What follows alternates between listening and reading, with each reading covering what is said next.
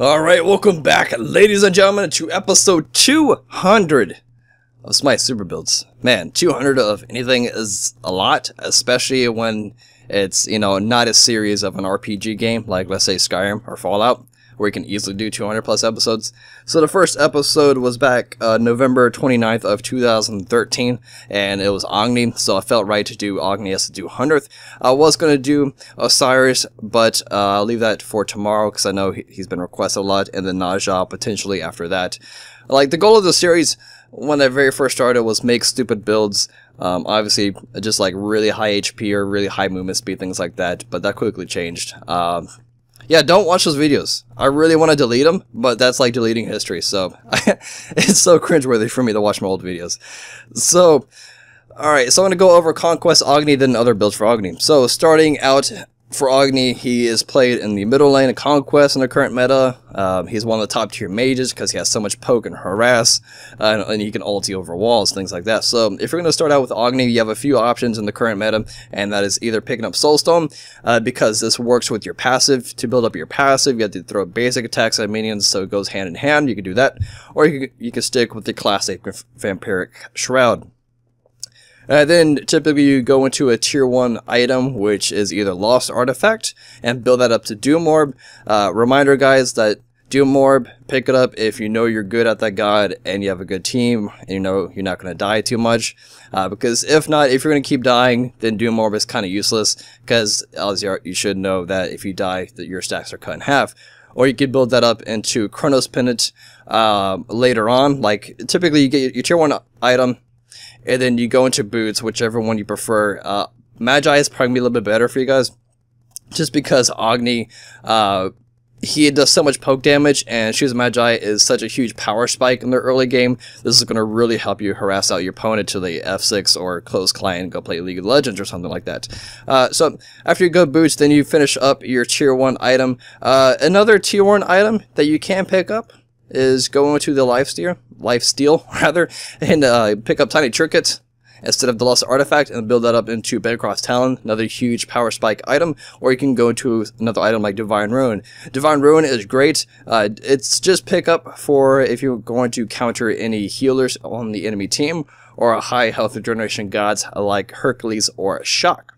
That's when you go into this item. So let's just say, just for continuing the build, pick up Bedcross Town or whatever. We got our boots. Boots first, then go back and finish your tier 1 item. And then after you finish these couple of items here, you have a few options. If you are a fan of stacking items, because you know you're probably be farming for a little bit, of course you have a couple options of Book of Thoth or Warlock Sash, whichever one you prefer.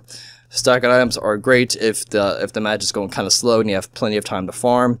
Those are really great. If not, if you don't want to pick up a stacking item, this will be a decent time to go into a penetration item. Of course, we have a couple options here. We have Obsidian Shard, which is really strong and cheap if you know you're going against multiple tanky targets or people that are building just magical defense in general. Because the thing is with these penetration items, it's like percentage is better if they have a lot of magical defense, or any type of defense rather, depending what type of physical magical character you are. If they're not building tanky at all, then the flat penetration is going to be better. Just because it's like percentages, like I said, it's better if they have more, and if they have less, then flat pen's a little bit better. So you can do either as AGNI. That's the really cool thing. You can easily apply the stacks of Spear of Magus based on his abilities, because he has multiple damage over time effects. So let's just go with Spear of Magus to continue. Now you have a weird situation here. Since we didn't go into a stack an item, you can go into either Soul Reaver. I really love Soul Reaver.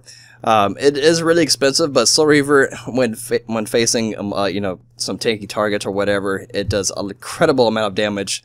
So Soul Reaver is never a bad item to go into. Or you can go into your Chronos Pendant if you want the lifesteal tree before.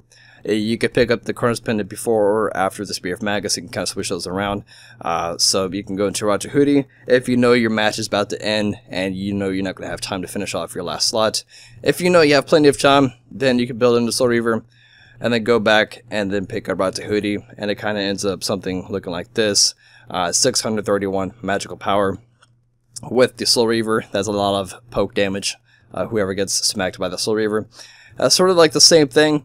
Like if you're playing in Assault, for example, it's pretty traditional to go into Chrono Spin as your first item, just because it does everything for you that you need in Assault, and you know you can't go back to buy items and things like that, so you have to MP5 to help you out there.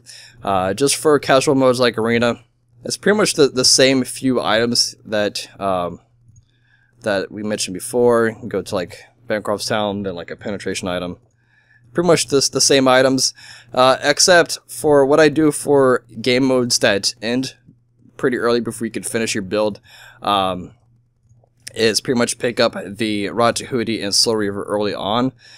So now is about when I go ahead and pick those items up. So I'll go into like Rod Tahuti and then like Soul Reaver. Because if you're not fed and you're not, you know, super high in gold, then you're not going to have time to finish up, you know, your 6th item slot. So if you want to get these high power or high cost items, you want to get them somewhat early, like in this general area, just so you can have more power than the others.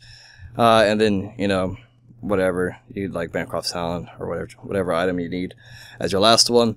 Actives, since we're not CC immune. Yeah, we're not CC immune anymore on R3, so you do want to have some type of beads with you, just so you have guaranteed escapes, because your 3, you know, doesn't CC you anymore.